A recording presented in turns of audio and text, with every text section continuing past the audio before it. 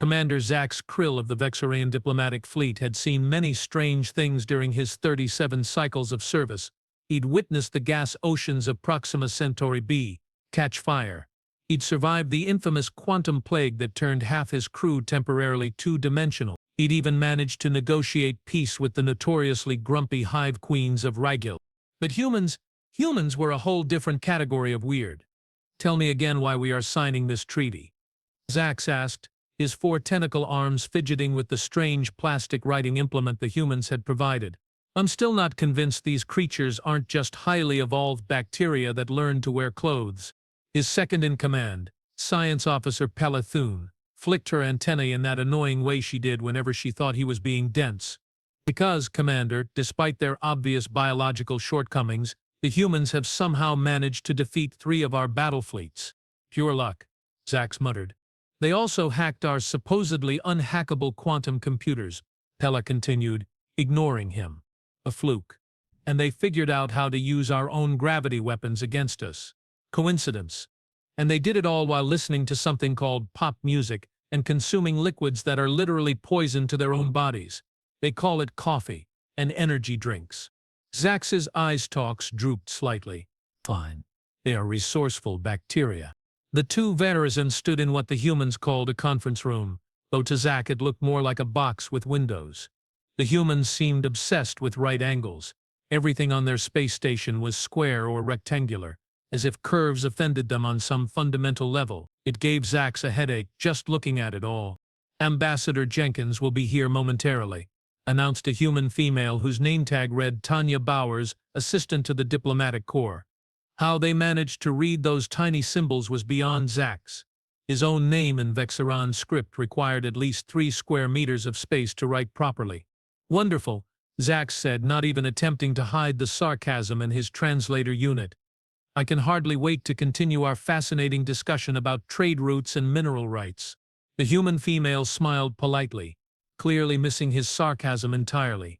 Or perhaps ignoring it. With humans, it was impossible to tell.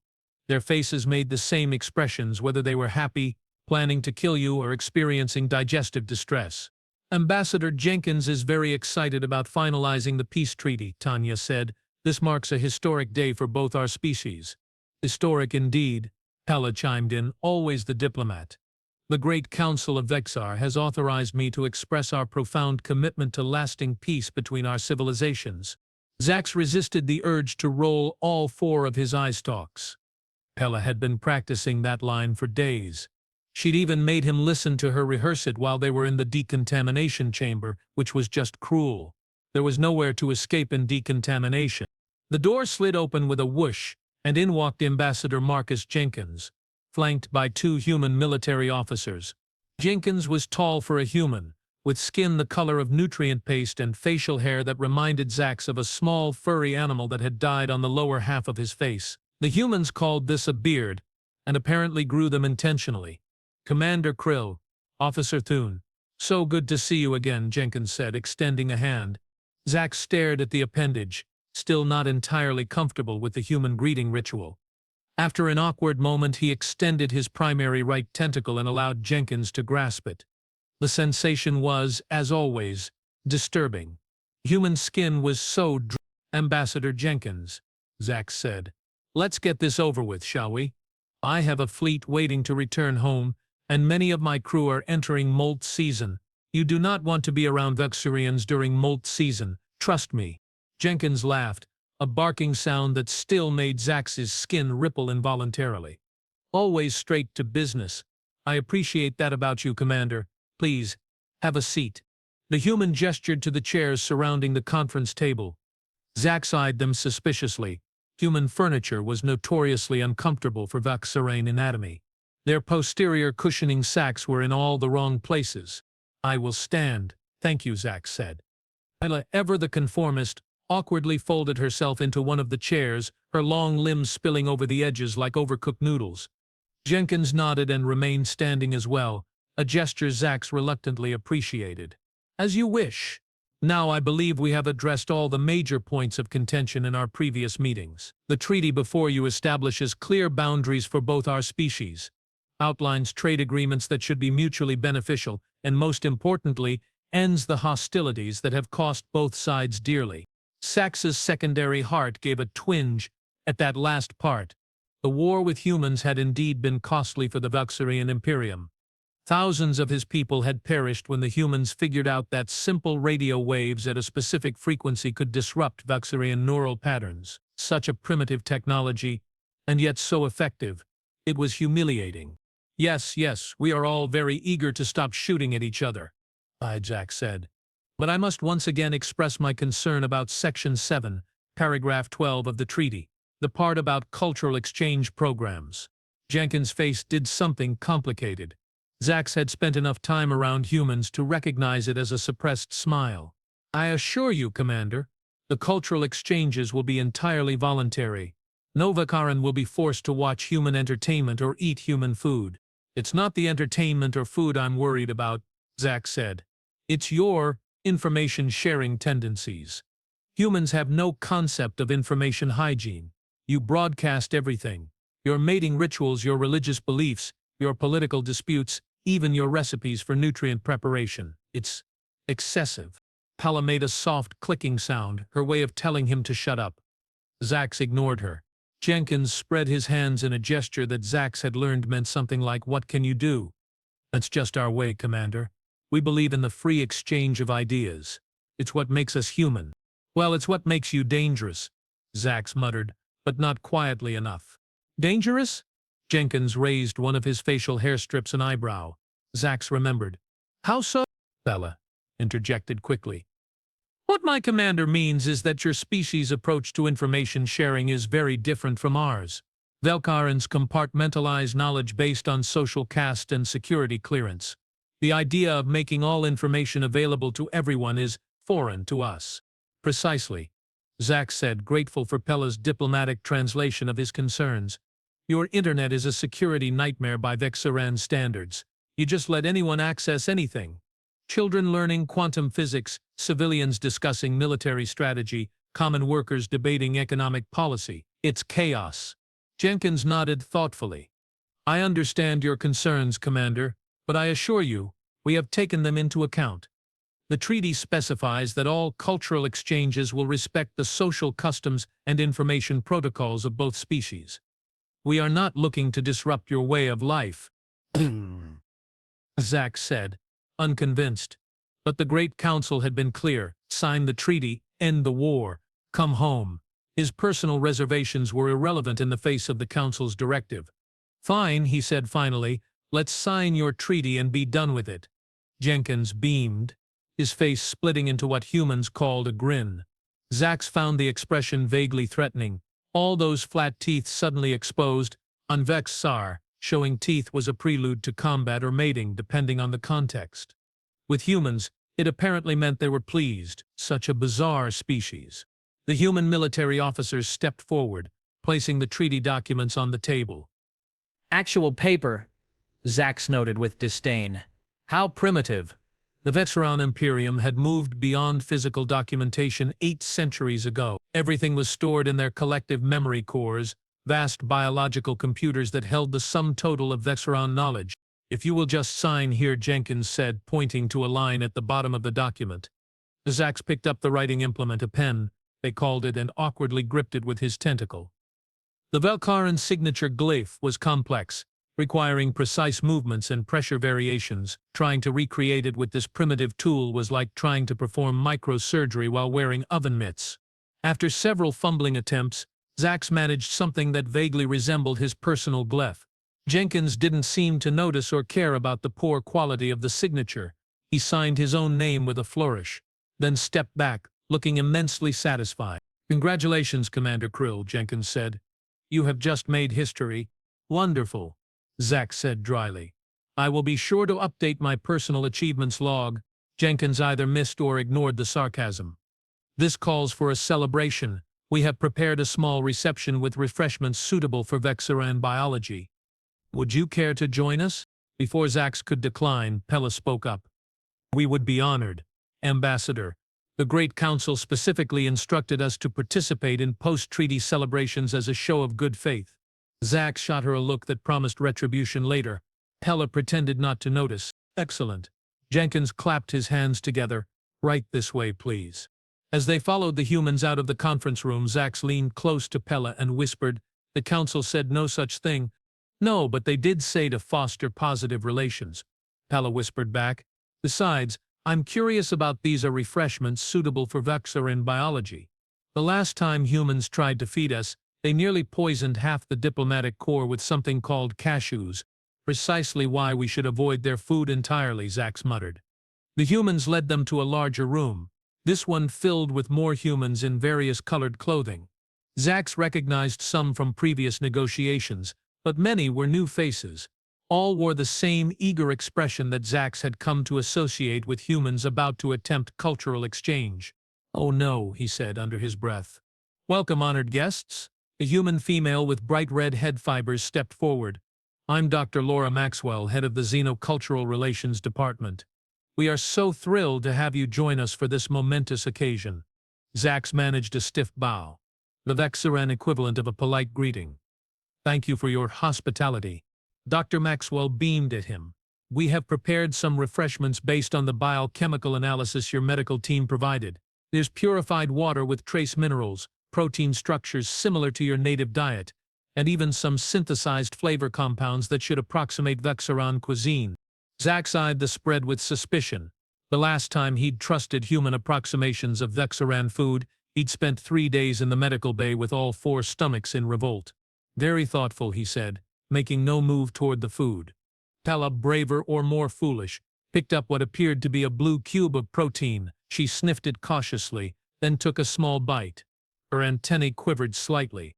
"It's not terrible," she said, sounding surprised. "It tastes somewhat like Dorlan fruit, but with an unusual aftertaste." Dr. Maxwell looked delighted. "That's wonderful. Our biochemists will be so pleased. We have been working on these recipes for months." Months. Zax couldn't hide his surprise. The peace negotiations only began 6 lunar cycles ago. Dr. Maxwell's smile faltered slightly.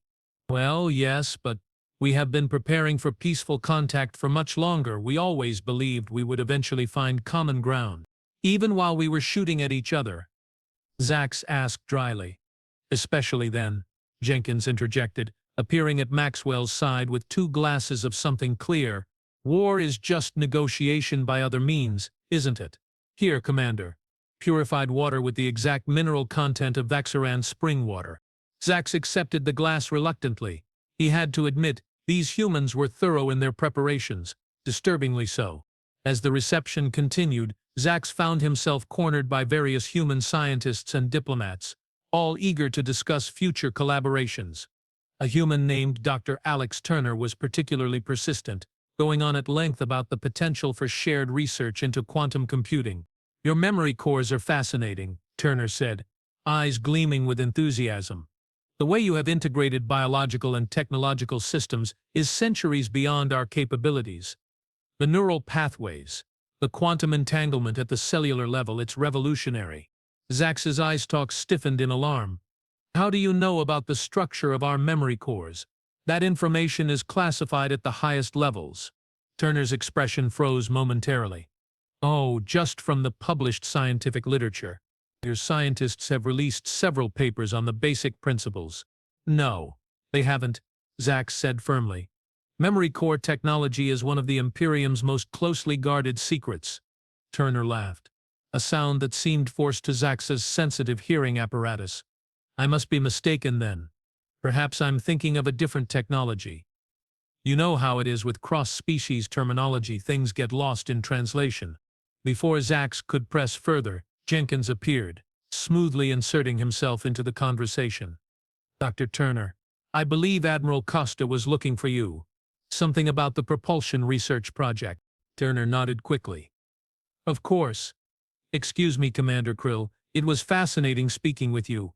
As Turner hurried away, Zax turned to Jenkins. "Your scientist knows things he shouldn't know, Ambassador." Jenkins sipped his drink, looking unconcerned. "Dr. Turner has an active imagination and sometimes gets carried away with his theories. I wouldn't read too much into it. He specifically mentioned quantum entanglement at the cellular level," Zax pressed. "That's exactly how our memory cores function. It's not something he could guess. Perhaps one of your own scientists was a bit indiscreet during previous exchanges, Jenkins suggested. Or maybe there are similarities to technologies we have independently developed. Convergent evolution applies to technology as well as biology, after all. Zax wasn't convinced, but before he could respond, a commotion near the entrance drew everyone's attention. A human in military uniform rushed in, heading straight for Jenkins. They spoke in hushed tones, but Zax's enhanced hearing caught fragments: security breach, firewall, containment protocols. Jenkins' expression darkened. He nodded to the officer, then turned to address the room. Ladies and gentlemen, I apologize, but we have a minor situation that requires my attention. Please continue enjoying the reception. I will return shortly. As Jenkins strode from the room, Zax caught Pella's eye across the crowd. She had heard too, her antennae twitching in the pattern that indicated concern. Something was happening. Something the humans didn't want them to know about. Zax made his way to Pella's side, careful not to draw attention. Did you hear? He whispered. Yes, she replied quietly. Security breach. Do you think it involves us? I don't know, but I don't like coincidences, Zax said. And I really don't like how much that human scientist knew about our memory cores. Pella's eyes narrowed. You think they are trying to access our technology? I think we need to contact the ship, Zax said. Discreetly. They made their way to a quieter corner of the room. Zax activated his communication implant, sub-vocalizing the command to connect to the Vexaran flagship in orbit. There was no response. That's odd, he muttered. I can't reach the ship. Pella tried her own implant. With the same result. Communication is being blocked, she said, a note of alarm in her voice. Not just blocked, Zax said, running a quick diagnostic on his implant. It's being intercepted. Someone is listening to our attempt to communicate. A cold feeling spread through Zax's primary circulatory system. He'd experienced this sensation before, in the early days of the war, when a human ambush had nearly destroyed his first command. We need to leave, he said to Pella. Now. They moved toward the exit, trying to appear casual. Just before they reached the door, Dr. Maxwell intercepted them, her smile as bright as ever. Leaving so soon, Commander? We have so many more cultural exchanges planned. Thank you, but urgent matters require our attention on our vessel, Zax said firmly. The treaty is signed. Our diplomatic mission is complete. Maxwell's smile didn't waver, but something in her eyes hardened. I'm afraid that won't be possible at the moment. Station security protocols have been temporarily activated due to a minor technical issue. All docking bays are currently sealed. How convenient, Zax said, not bothering to hide his suspicion. And when will this technical issue be resolved? Very soon, I'm sure, Maxwell said. In the meantime, why not continue enjoying the reception? Or if you prefer, we can escort you to your quarters to rest. The way she emphasized escort made it clear this wasn't a suggestion. Zax considered his options. They were deep inside a human space station, outnumbered and potentially cut off from their ship. Direct confrontation would be unwise. Our quarters will be fine, he said at last. We Velkarans do require more rest than humans. Different circadian rhythms, you understand. Of course, Maxwell said, signaling to two human security officers. These gentlemen will show you the way. As they were led from the reception room, Zax noticed other security personnel taking up positions throughout the station. Whatever was happening, it was no minor technical issue. In their assigned quarters, comfortable but clearly designed to be secure, Zax and Pella conducted a thorough sweep for surveillance devices. They found 7 disabled, 4 and left 3 operational, but feeding them false data through Pella's portable scrambler. This is bad, Pella said once they could speak freely. They have isolated us from the ship and are clearly implementing some kind of security protocol. The question is why, Zax said, pacing the small room. What changed after we signed the treaty? Pella's eye stalks drooped in thought. Nothing should have changed. The treaty was just formality, an agreement on paper. On paper, Zax repeated, stopping suddenly. Paper. Physical documents, not digital. What are you thinking, Commander? I'm thinking about timing, Zax said slowly. The security breach happened immediately after the treaty signing. What if the treaty itself wasn't the goal?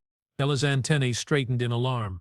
You think they used the treaty ceremony as cover for something else? I think, Zax said grimly, that while we were focused on signing their primitive paper document, they were implementing the real deal elsewhere. And somehow it involves our memory cores.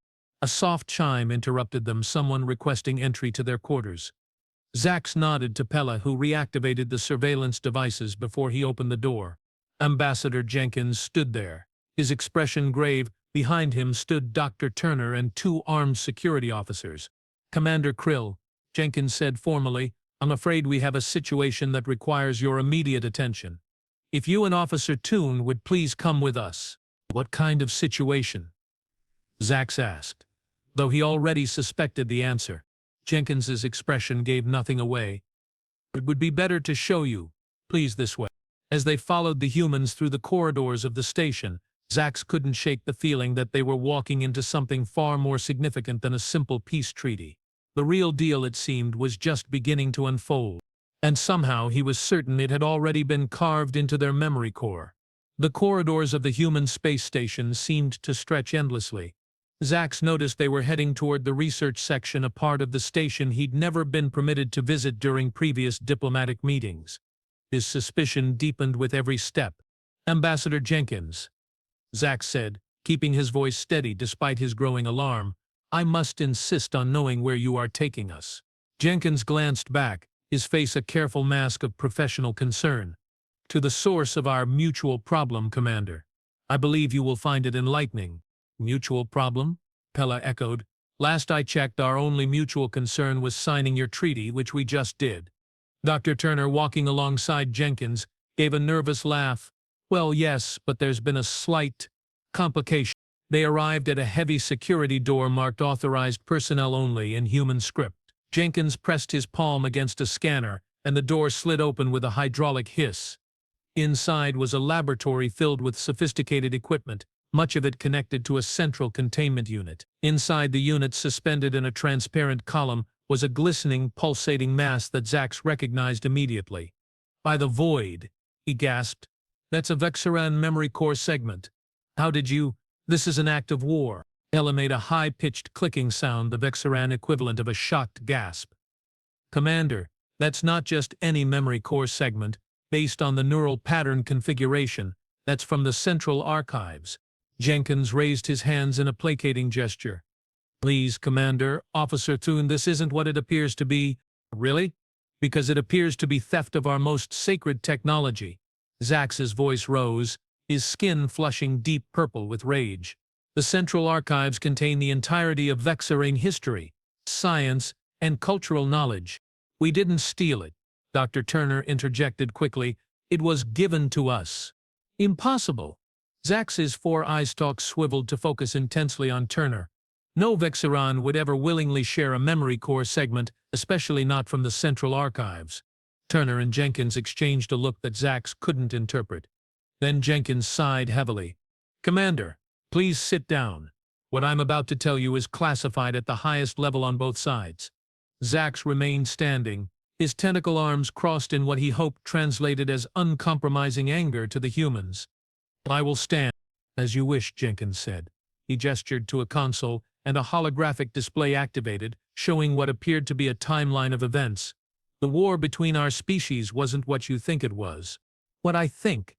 Zax scoffed. "I was there, Ambassador. I lost crew members. Friends." "Yes, and we lost people too," Jenkins said quietly. "But the conflict wasn't a natural evolution of our first contact. It was engineered." Pella stepped forward, her scientific curiosity apparently overwhelming her caution. "Engineered by whom?" Jenkins pointed to the memory core segment. "By a faction within your own government. Specifically by members of the Vexaran High Command who feared the implications of contact with humanity." Zax's laughter was harsh, even to his own hearing apparatus. "That's ridiculous. Why would our own leadership sabotage peaceful relations?" "Because of this," Dr. Turner said, tapping commands into the console. The holographic display changed, showing a complex data visualization. "Human information theory, our approach to data sharing, open systems, network knowledge. Your leadership recognized something that you yourself pointed out earlier today, Commander." "What's that?" Zax asked, suspicion thick in his voice. That our information hygiene, as you called it, is fundamentally incompatible with Vexaran's social structure, Turner explained. Your society is built on carefully controlled information flow. Knowledge is compartmentalized by caste, by security clearance, by biological predisposition. It's the foundation of your social order. Jenkins picked up the thread. Human information theory, our internet, our open scientific exchange, our transparent governance models represents an existential threat to that order, not through weapons or invasion, but through the simple spread of ideas. Zax felt a chill run through his secondary circulatory system. The humans were articulating fears he himself had expressed, but taking them to a logical conclusion he hadn't fully considered. So you are claiming our leadership started a war to… What? Prevent cultural contamination? Precisely, Jenkins said. They believed it was better to engage in limited military conflict, establish humanity as a threat, and then negotiate strict borders and information controls, rather than risk the fundamental transformation of Vexaran society through peaceful cultural exchange.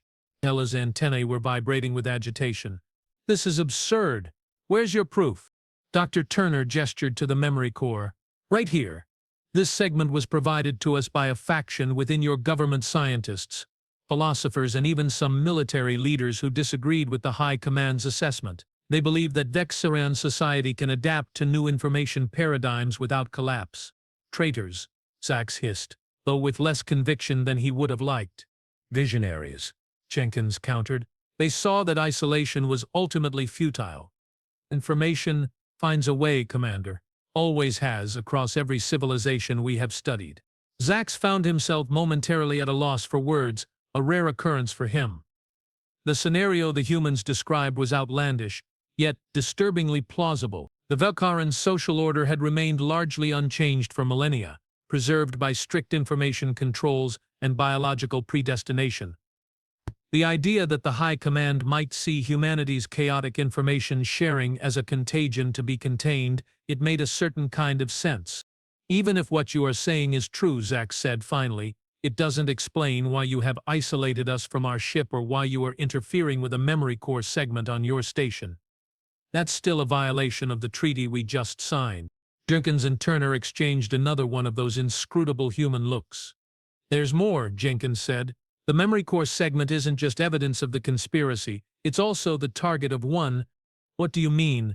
The faction that provided this to us warned that the High Command has implemented a failsafe, Turner explained.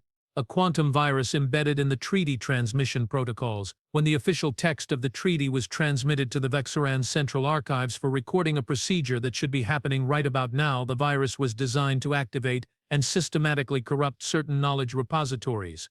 Specifically, Jenkins added, repositories containing information about human culture, social structures, and information theory. The virus would effectively erase humanity's most dangerous aspects from your collective knowledge, leaving only the military and technological data that the High Command considers safe.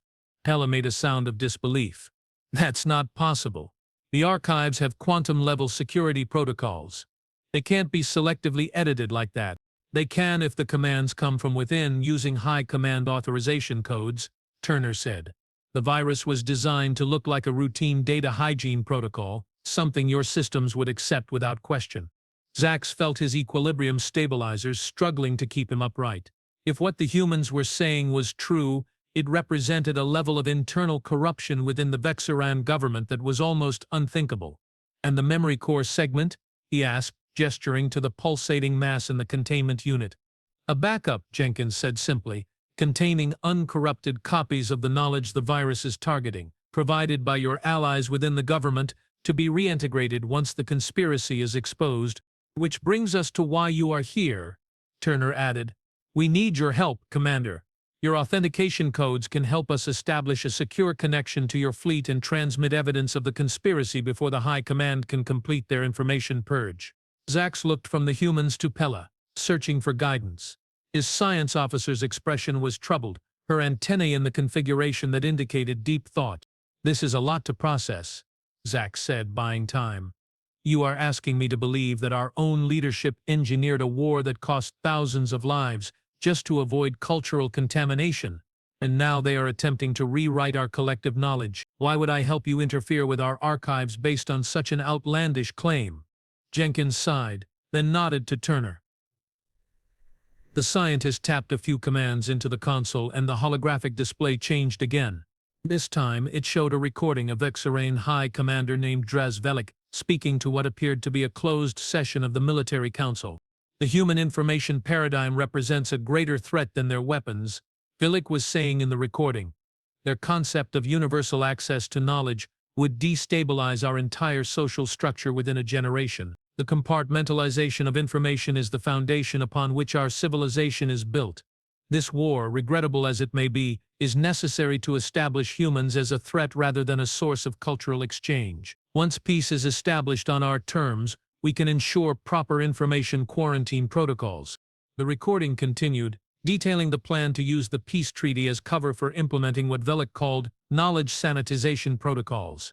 Zax watched in growing horror as his former mentor and superior officer calmly discussed erasing and rewriting portions of the archives to remove mimetic contaminants from human culture. When the recording ended, the laboratory was silent, except for the soft hum of equipment. That could be fabricated, Zax said at last, but his voice lacked conviction. It could be, Jenkins agreed. But is it? You know, Velik, does this align with his worldview?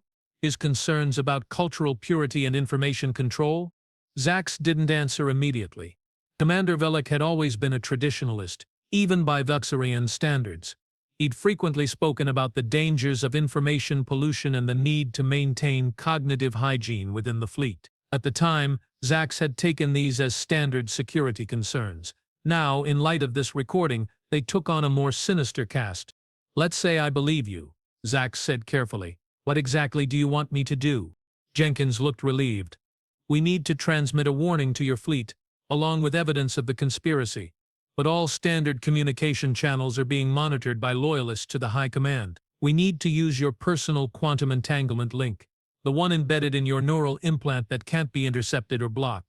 Zax's tentacles twitched in surprise. How do you know about that? Those links, classified at the highest levels, yes. Turner finished for him. Our allies in your government provided that information. They also told us that as a fleet commander, your link connects directly to the fleet's command network, bypassing standard communication protocols. Pella stepped closer to Zax. Commander, if what they are saying is true, the entire cultural and historical record of our people could be at risk. Selective editing of the archives violates every principle of information integrity we hold sacred. Zax considered his options. If the humans were lying and he helped them access Vexaran systems, he would be committing treason. But if they were telling the truth and he did nothing, he would be allowing an even greater betrayal to take place. I need proof, he said finally, not recordings that could be fabricated. I need to see the memory core's contents for myself. Jenkins and Turner exchanged glances again. It's possible, Turner said hesitantly. But you should know that direct neural interface with an isolated memory core segment carries risks. The integration could be disorienting. I'm aware of the risks, Zax said, but I won't take action based solely on your claims. Jenkins nodded. Fair enough. Dr. Turner, please prepare the neural interface. While Turner and his team readied the equipment, Jenkins spoke quietly to Zax and Pella. For what it's worth, Commander, I understand your skepticism. In your position, I would demand the same verification. You would betray your own government based on evidence provided by an enemy species? Zax asked, genuinely curious. Jenkins considered this. If I believed my government was betraying the principles it claimed to uphold, yes, I would. Loyalty to ideals sometimes has to supersede loyalty to institutions. A very human perspective, Zax observed. Perhaps, Jenkins conceded. Or perhaps it's a universal one that transcends our biological differences. Before Zax could respond, Turner approached. We are ready, Commander. The interface is prepared. Zax looked at the neural connection apparatus with trepidation. Direct interface with an isolated memory core segment was not without risk. The cores were designed to function as an integrated network, not as standalone units. Connecting to this fragment would be like trying to understand an ocean by examining a single drop of water. I will do it, Pella said suddenly. As science officer, I'm better trained for partial core integration. Pella, no, Zax protested.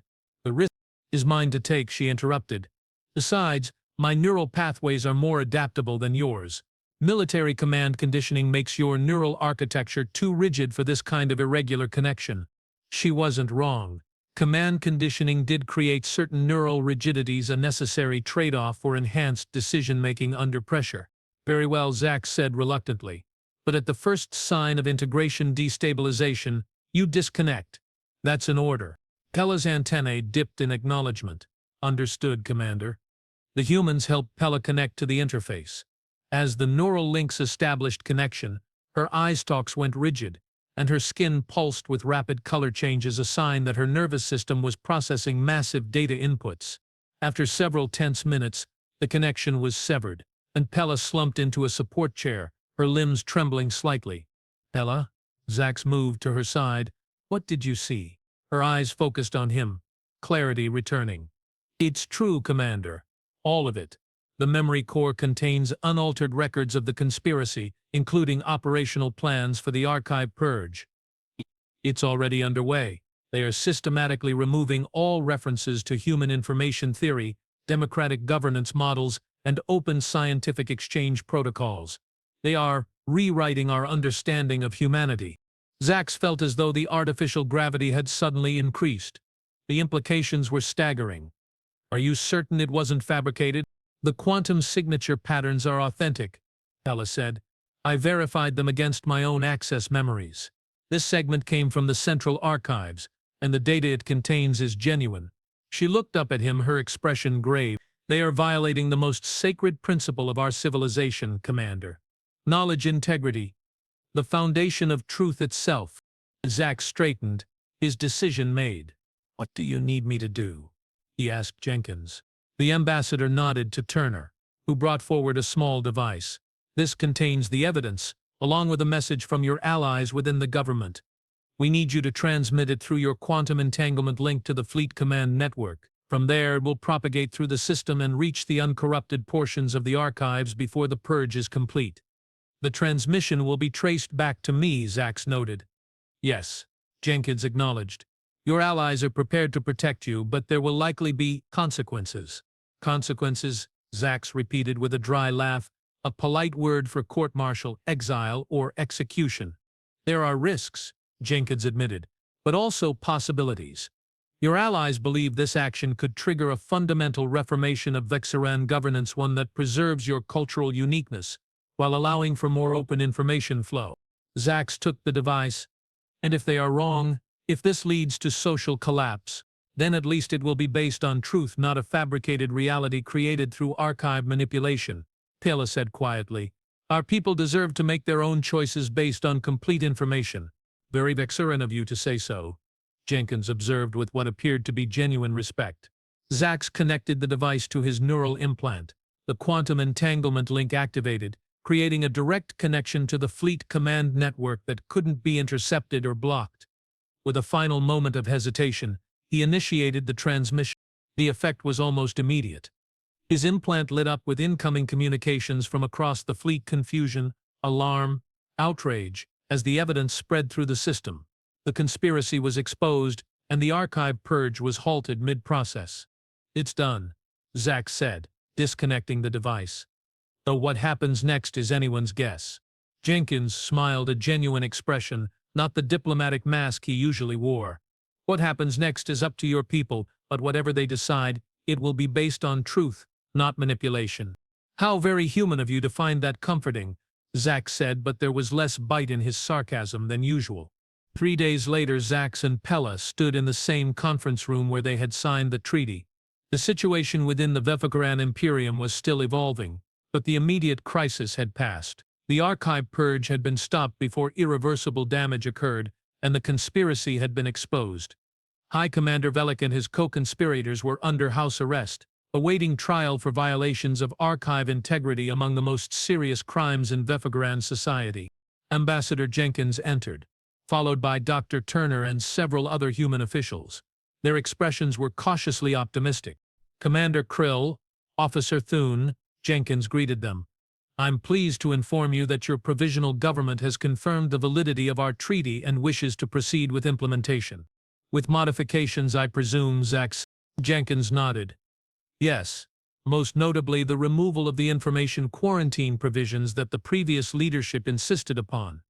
Your new governing council seems quite interested in cultural exchange programs. It would be, Zax said. The reformist faction has always advocated for controlled cultural integration rather than isolation. And you, Commander, what do you advocate for? Jenkins asked. Zax considered the question. The events of the past few days had forced him to re-examine many of his assumptions about both humanity and his own society. I advocate for truth, he said finally. However uncomfortable it might be, our civilizations are different, perhaps fundamentally so. Your chaotic information sharing still gives me headaches, and your obsession with right angles remains baffling. Jenkins laughed. And your hierarchical knowledge structures seem needlessly restrictive to us. But that's what makes this interesting, isn't it?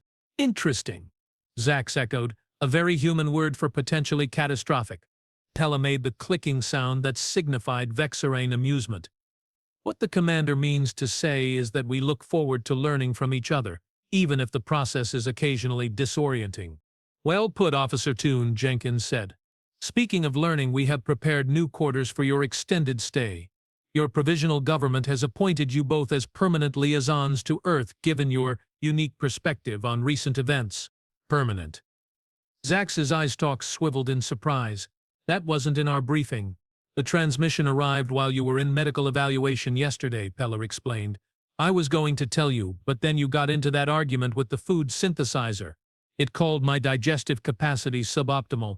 Zax muttered. The machine was clearly defective. Jenkins cleared his throat, hiding what appeared to be amusement. In any case, we hope you will find your new assignment rewarding. The cultural exchange program is being redesigned with input from both species, with particular attention to what you called information hygiene protocols. Fascinating, Zax said, not entirely sure if he was being sarcastic or sincere. These days it was getting harder to tell the difference. As they followed Jenkins out of the conference room toward their new quarters, Pella leaned close to Zax. You know, Commander, for all your complaints about humans, you have started picking up some of their mannerisms. Nonsense, Zax protested. My behavioral patterns remain entirely Vexaran. You sighed yesterday, Pella pointed out. Vexarans don't sigh. It's a human respiratory expression of frustration. Zax was about to deny it when he realized she was right. He had sighed several times. In fact, the realization was mildly alarming. Cultural contamination already, he grumbled. Next thing you know, I will be growing facial hair and drinking coffee. The coffee wouldn't be so bad, Pella mused. The biochemistry team synthesized a Vexaran-compatible version. It's quite stimulating. Zax stared at her in horror. You have been drinking human stimulants. Voluntarily. Cultural exchange works both ways, Commander, she said, her antennae twitching in amusement. Besides, I have been introducing Dr. Turner to Dorlin fruit extract. He says it's trippy, whatever that means. As they continued through the station, Zax noticed the humans they passed seemed different, somehow more relaxed around them, less guarded, and he realized that he too felt different. The constant tension he'd carried since first contact had eased somewhat. Perhaps, he thought, there was something to this cultural exchange after all. Not that he'd admit it to Jenkins, of course. The human was already insufferably pleased with himself. Their new quarters were larger and clearly designed with Vexaran comfort in mind. The furniture accommodated their anatomy, the lighting was adjusted to their visual spectrum, and there was even a nutrient processing station stocked with compatible food sources. This is quite satisfactory, Zax admitted, surprised by the attention to detail. We aim to please, Jenkins said. Oh, and one more thing. He handed Zax a small device. This contains the full, uncensored cultural database you requested. Everything from human literature and philosophy to scientific theories, and yes, even our chaotic internet structure. Zax accepted the device cautiously. The provisional government approved this transfer. They did, Jenkins confirmed.